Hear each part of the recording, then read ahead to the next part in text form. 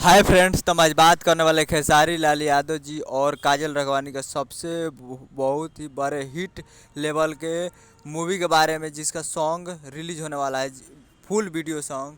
तो ये song entertain रंगीला Bhojpuri YouTube channel पे शाम को रिलीज हो चुका है, जिस गाने का नाम है प्यार के अमृत, जो कि प्यार किया तो निभाना सनम, जो कि आपको स्क्रीन के ऊपर दिखाई दे रहा है।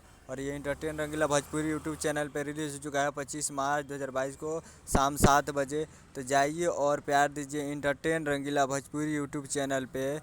तो उम्मीद करता हूँ वीडियो आपको बहुत ही अच्छा लगा होगा। तो हमारे चैनल को सब्सक्राइब करके बेल आइकन प्रेस कर दिए, ताकि ऐसे ही खेसारी लाल यादव जी के लेटेस्ट न्यूज़ लाते रहें। तो तो जाइए और देखिए खेसारी लाल यादव जी और काजल राघवानी की सबसे बड़ी हिट मूवी का प्यार के अमृत, जो कि अमृत बरसाने वाला है। तो जाइए और सुनिए और मज़े लीजिए।